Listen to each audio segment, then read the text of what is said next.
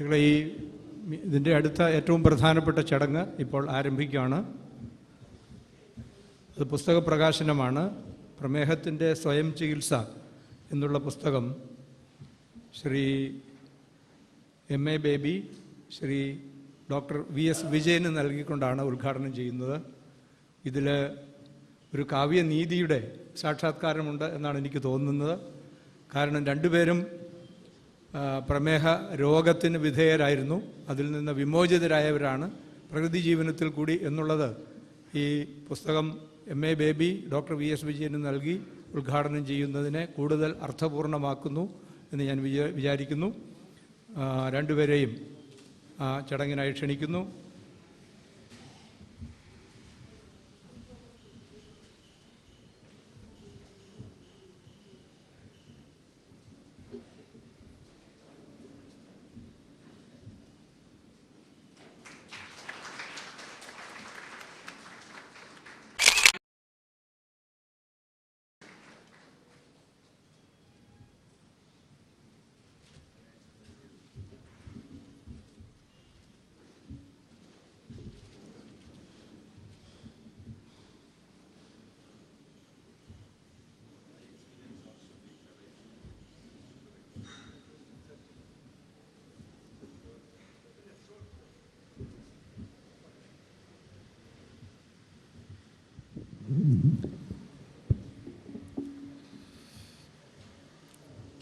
Dr. Anand Gokhani, Dr. MP Mattai, Dr. Jacob Vadakkancheri, Dr. VS Vijayan, ആദരണീയരായ TAU Warrier, Kotak doctor MC Soumya, PK Jaleel, വേദിയിലും സദസ്സിലുമുള്ള ബഹുമാന്യരെ, ഈ പരിപാടിയിൽ പങ്കെടുക്കാൻ കഴിയുന്നതിൽ എനിക്ക് വളരെയധികം സന്തോഷമുണ്ട്. അതിനുള്ള കാരണങ്ങൾ അനവധിയാണ്. ഒന്ന്, ഡോക്ടർ ആനന്ദ് ഗുഹാനിയും ഒത്ത് വേദിയിലിരിക്കാൻ കഴിഞ്ഞു എന്നുള്ളത് ഏതൊരു ഇന്ത്യക്കാരനും ഏതൊരു മനുഷ്യനും സന്തോഷം പകരുന്ന ഒരു കാര്യമാണ്. കാര്യം മഹാത്മാഗാന്ധിയുമായിട്ടുള്ള അദ്ദേഹത്തിൻ്റെ ബന്ധം. എന്നാൽ മഹാത്മാഗാന്ധിയുമായിട്ട് എനിക്ക് ഇതുപോലെ ബന്ധപ്പെടാൻ മുമ്പും ഒരവസരം കിട്ടിയിട്ടുണ്ട്. I had opportunity to be very close with Rajmohan Gandhiji. So ഗാന്ധിജിയിലെ കുടുംബാംഗങ്ങളോട് മുമ്പേ ഇടപെടാൻ അവസരം കിട്ടിയിട്ടുണ്ട്. when I used to be young, though I am a baby now, I am not so young, but I used to be activist of Democratic Youth Federation of India. During those days, we organized a function in Thiruvananthapuram, encouraging youths to come forward to undertake voluntary activities, including blood donation, eye donation, and making people conscious about the importance of health and the fact that prevention is better than cure. This should also be popularized.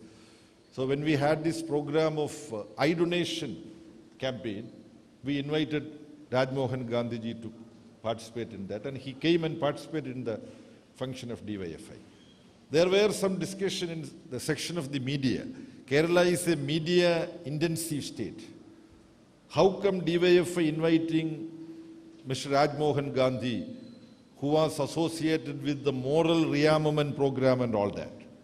So we said that is another face of Sri Rajmohan Gandhi. We have our own different view about that, but we value the important contribution that Rajmohan Gandhi is making. So by way of my association with the Gandhi family, I thought of mentioning this. അപ്പോൾ doctor ആനന്ദിൻ്റെ സാന്നിധ്യം നമുക്കൊക്കെ ആവേശം പകരുന്നു, ആത്മവിശ്വാസം പകരുന്നു. വിശേഷിച്ച് അദ്ദേഹം ഇവിടെ നടത്തിയ സംഭാഷണം, അത് മഹാത്മാഗാന്ധി ഉയർത്തിപ്പിടിച്ച മൂല്യങ്ങൾ, മുറുകെ പിടിച്ച മൂല്യങ്ങൾ. അതിൻ്റെ കൂട്ടത്തിൽ ഞാൻ പറയേണ്ടതാണ്, നിങ്ങൾ പലരും ഇപ്പം മനസ്സിൽ കരുതുന്നത്, അത് നമ്മളെ രാജ്യം ഏറെക്കുറെ ഉപേക്ഷിച്ചുകൊണ്ടിരിക്കുകയാണ്. The values which Mahatmaji used to keep close to his heart A great extent of that is being abandoned by our country. This is what I said in Malayalam. I think it's my duty to translate that part. അത് നമ്മുടെ രാഷ്ട്രം ഉപേക്ഷിച്ചുകൊണ്ടിരിക്കുന്നതിൻ്റെ ഉദാഹരണമായി പറയുന്നത്, നിങ്ങൾ ചിലർ പ്രതീക്ഷിക്കുന്നുണ്ടാവും ഞാൻ അതിനെക്കുറിച്ച് കൂടുതൽ പറയുമെന്ന്. പക്ഷേ അങ്ങനെ കൂടുതൽ പറയുന്നത് അതൊരു ധാർമ്മികതയുമായി ബന്ധപ്പെട്ട പ്രസംഗം എന്നുള്ളതോടൊപ്പം തന്നെ രാഷ്ട്രീയമായി ബന്ധപ്പെടുത്തിയ ഒരു പ്രസംഗമാണെന്നും ചിലർ ധരിച്ചു എന്ന് വരാം. അതുകൊണ്ട് രാഷ്ട്രീയ പ്രസംഗം ഞാൻ നടത്താൻ ഇവിടെ ഉദ്ദേശിക്കുന്നില്ല. അദ്ദേഹം ഡോക്ടർ ആനന്ദ് മുഖ്യമായും പറഞ്ഞത് വൈദ്യശാസ്ത്രവുമായി ബന്ധപ്പെട്ട് നമ്മുടെ ജീവിതക്രമവുമായി ബന്ധപ്പെട്ട് അദ്ദേഹം പറഞ്ഞ കാര്യങ്ങൾ, ഒരു ബദൽ ജീവിതം ആവശ്യമുണ്ട്, ഒരു ബദൽ ജീവിതം സാധ്യമാണ് എന്ന കാര്യമാണ് അദ്ദേഹം പറഞ്ഞത്. അദ്ദേഹം പറഞ്ഞതിൻ്റെ ഒരു ആകത്തുകയായിട്ട് ഞാൻ മനസ്സിലാക്കുന്നതാണ്, നമ്മൾ ഇന്ന് ജീവിച്ചുകൊണ്ടിരിക്കുന്ന ജീവിതത്തിലെ പലതും നമ്മൾ ഉപേക്ഷിക്കേണ്ടതാണ്. അതിൽ നമ്മുടെ ഭക്ഷണക്രമം, നമ്മുടെ ജീവിതചര്യകൾ, നമ്മളെല്ലാം കൂടി നമ്മളൊരു രാഷ്ട്രീയ സമൂഹം കൂടിയാണല്ലോ. നമ്മൾ ജനാധിപത്യ രാഷ്ട്രീയ പ്രവർത്തനത്തിൻ്റെ ഭാഗമാണ് എന്ന് ധരിച്ചുകൊണ്ട് കൈക്കൊള്ളുന്ന ചില തീരുമാനങ്ങൾ, ആ തീരുമാനങ്ങൾ പലതും നമ്മൾ ചോദ്യം ചെയ്യേണ്ടതാണ്. നമ്മുടെ രാഷ്ട്രീയത്തിൽ ബദൽ രാഷ്ട്രീയം ആവശ്യമാണ്, രാഷ്ട്രീയ ബദലികൾ ആവശ്യമാണ്. അപ്പോൾ നമ്മുടെ നിത്യ ജീവിതത്തിൽ വേണം, നമ്മുടെ ഭക്ഷണക്രമത്തിൽ വേണം, നമ്മുടെ ചികിത്സാ രീതികളിൽ വേണം, അതോടൊപ്പം നമ്മുടെ കുടുംബജീവിതത്തിൽ വേണം. ഇപ്പം ഇവിടെ 4 സ്ത്രീകൾ വേദിയിലുണ്ട്. 4 സ്ത്രീകൾ വേദികളിലുണ്ട് എന്ന് പറയുമ്പോൾ അതിനെ ഞാൻ അഭിനന്ദിക്കുമ്പോൾ തന്നെ വേദിയിലെ 1ാമത്തെ നിരയിൽ ഒരു സ്ത്രീ പോലും ഇരിക്കുന്നില്ല. സദസ്സിലെ 1ാമത്തെ നിരയിൽ ഒരാളിരിപ്പുണ്ട്. ഇതൊക്കെ അർത്ഥമുള്ള കാര്യങ്ങളാണ്, ഇതിനൊക്കെ അർത്ഥമുണ്ട്. ഇവിടെ 4 സ്ത്രീകൾ വേദിയിൽ 2ാമത്തെ നിരയിലാണെങ്കിലും ഉള്ളതൊരു അത്ഭുതമാണ്. മിക്കവാറും വേദികളിൽ നിന്നും സ്ത്രീയേ ഉണ്ടാവില്ല.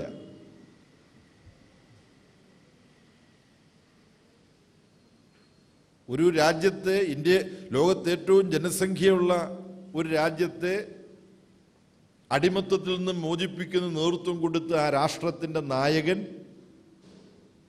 ചൈനയുടെ മഹാത്മാഗാന്ധി മാവോ സേതുങ്ങാണ്.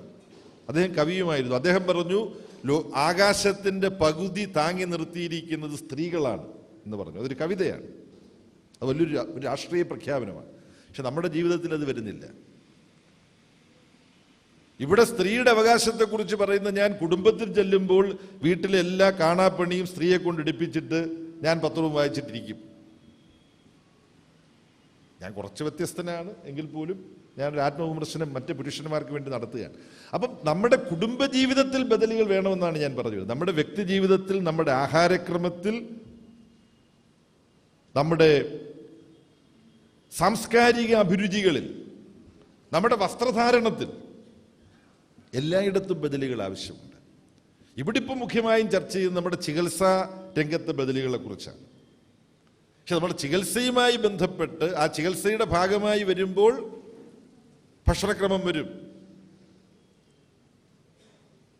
നമ്മുടെ കായിക രംഗത്ത് നമ്മുടെ മനോഭാവം. വളരെ സൂക്ഷ്മമായും ശരിയായും ഡോക്ടർ ആനന്ദ് പറഞ്ഞു, നമ്മൾ ടെലിവിഷന്റെ മുമ്പിലിരുന്ന് ഫുട്ബോളും, ലോകകപ്പ് ഫുട്ബോളും ക്രിക്കറ്റും കൂടിപ്പോയാൽ കോമൺവെൽത്ത് ഗെയിംസിൽ അത്ലറ്റിക്സും ഒക്കെ കാണുന്നതാണ് നമ്മുടെ സ്പോർട്സ് പാർട്ടിസിപ്പേഷൻ, കായികമായി നമ്മുടെ താല്പര്യം, പങ്കെടുക്കുന്നതിലല്ല. We don't have participation in sports.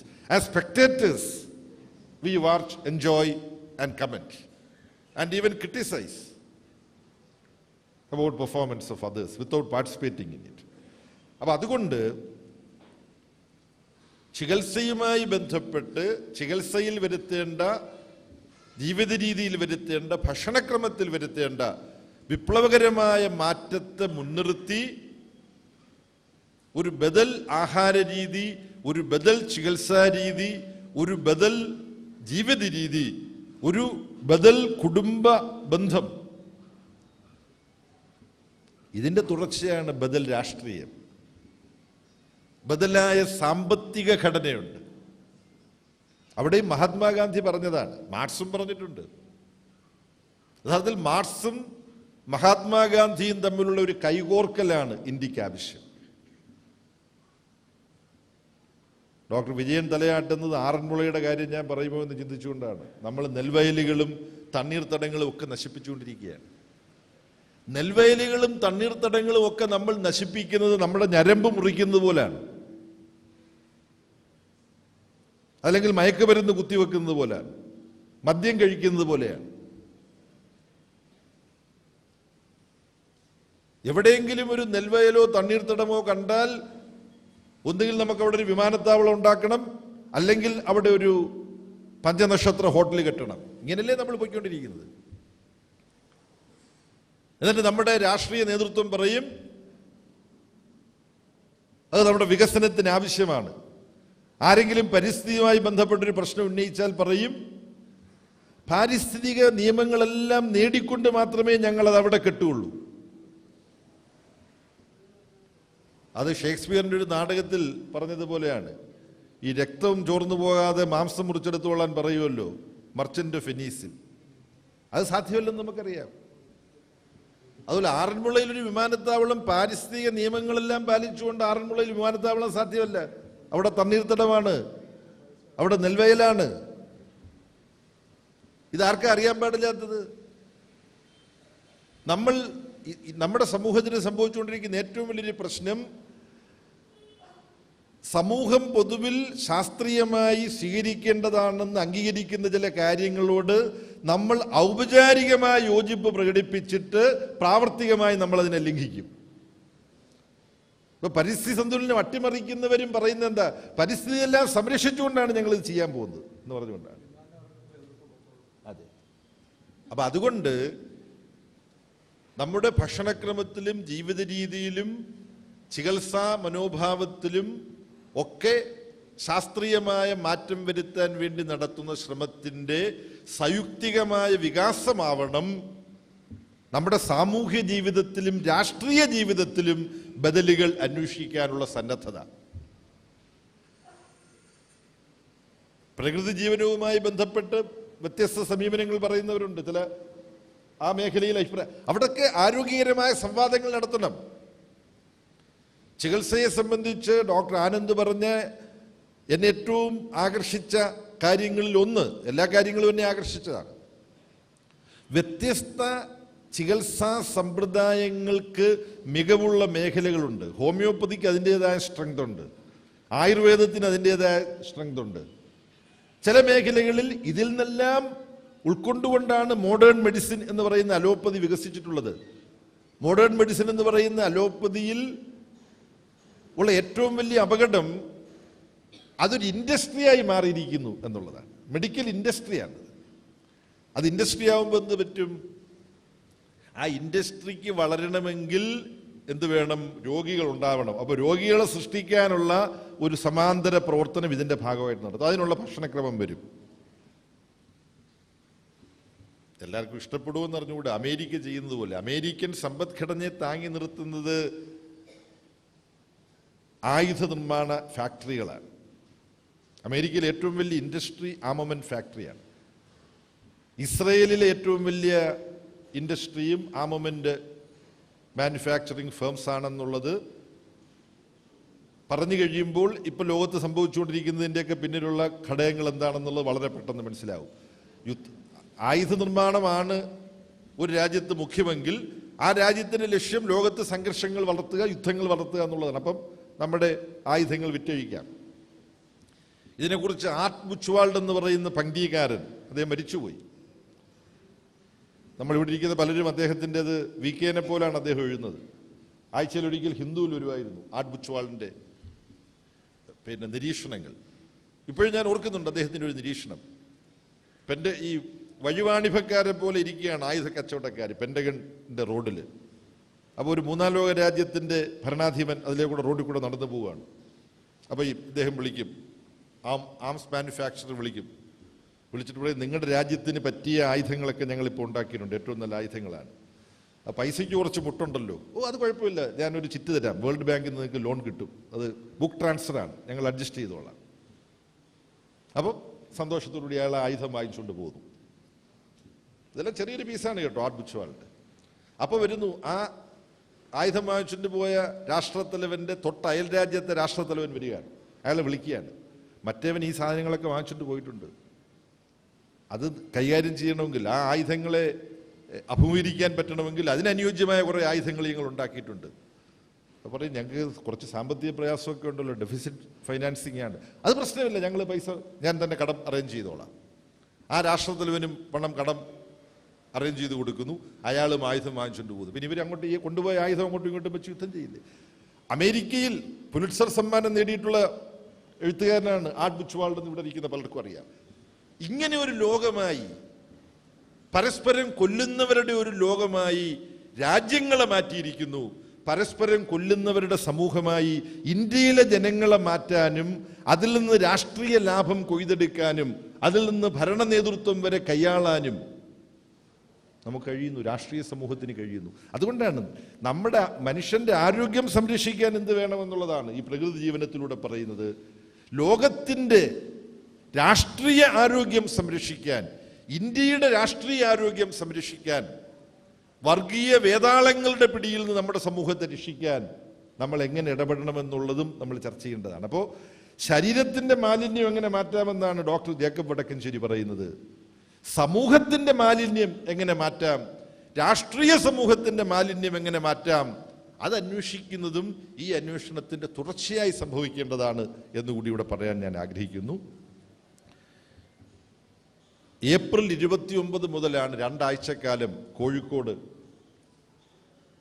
Doctor Jacob വടക്കഞ്ചേരിയുടെ നേച്ചർ ക്യൂർ ഇൻ്റർനാഷണലിൻ്റെ കേന്ദ്രത്തിൽ പോയി അവിടുത്തെ ചിട്ടവട്ടങ്ങൾ അനുസരിച്ച് 14 ദിവസം എൻ്റെ ഭാര്യ ബെറ്റിയും ഞാനും കൂടി കഴിഞ്ഞുകൂടിയത്. ഈ ഒരു അനുഭവം എനിക്ക് ലഭ്യമാക്കിയതിന് ഞാൻ ആദ്യം തന്നെ നന്ദി പറയേണ്ടത് എൻ്റെ തൊട്ട് മൂത്ത ജ്യേഷ്ഠൻ MA ജോൺസൺ. അദ്ദേഹം കോഴിക്കോട് താമസിക്കുന്നയാളാണ്. അദ്ദേഹത്തിനൊരു ഗുരുസ്ഥാനീയനായിട്ടുള്ളതാണ് തായാട്ട് ശങ്കരൻ്റെ സഹോദരൻ തായാട്ട് ബാലേട്ടൻ.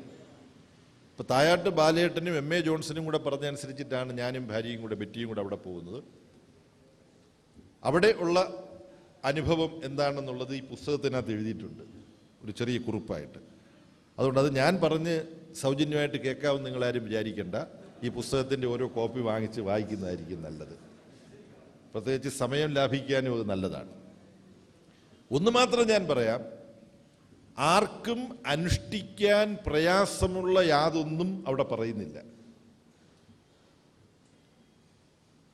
സ്വന്തം ജീവിതത്തോടും സ്വന്തം സുഹൃത്തുക്കളോടും കുടുംബാംഗങ്ങളോടുമൊക്കെ സ്നേഹവും ഉത്തരവാദിത്വവും പ്രതിബദ്ധതയുമുള്ള ഏതൊരാൾക്കും സ്വന്തം ജീവിതത്തെ ഒന്ന് ക്രമീകരിക്കാൻ കഴിയും.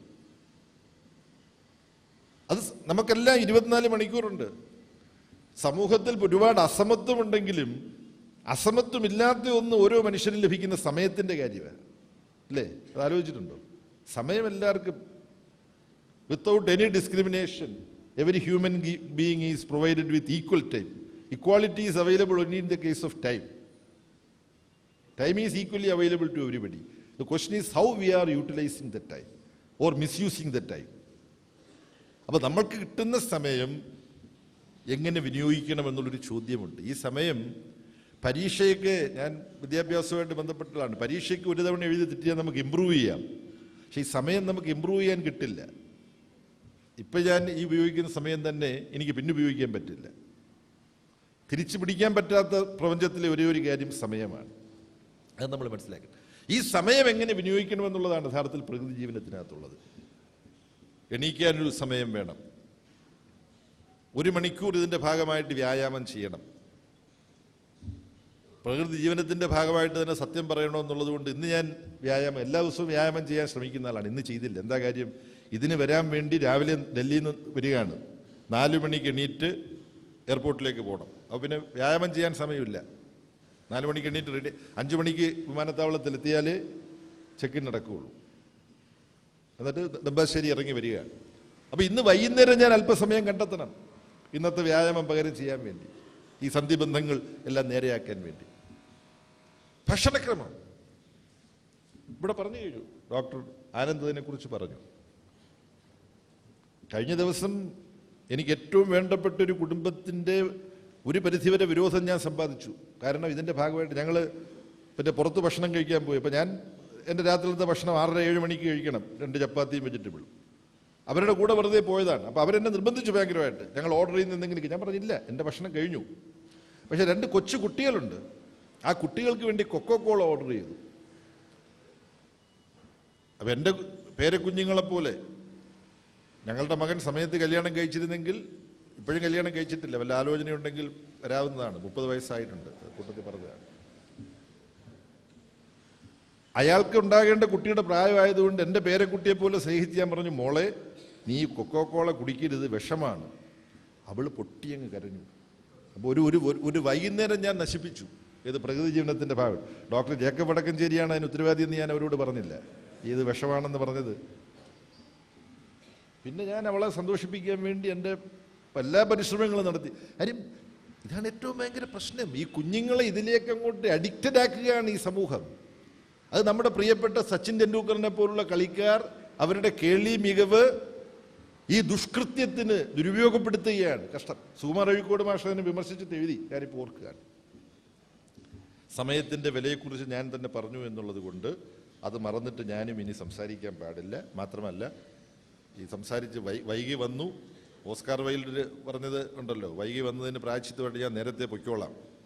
അതുപോലെ ഞാനിപ്പോൾ നേരത്തെ പോകുന്നത് അതുകൊണ്ടല്ല. സഹ പി ഗോവിന്ദപിള്ളയെക്കുറിച്ച് അദ്ദേഹത്തിൻ്റെ മകൻ അജയൻ എഴുതിയൊരു പുസ്തകത്തിൻ്റെ പ്രകാശനം തിരുവനന്തപുരത്തെ പുസ്തകമേളയിലുണ്ട്. ഈ മഴ പിടിച്ച് കുണ്ടും കുഴിയായിട്ട് കിടക്കുന്ന റോഡിൽ കൂടെ ഇവിടുന്ന് റോഡ് മഴ വഴി ഓടിച്ച് എത്ര മണിക്ക് തിരുവനന്തപുരത്ത് എത്താൻ പറ്റുമെന്ന് എനിക്ക് അറിഞ്ഞുകൂടാ.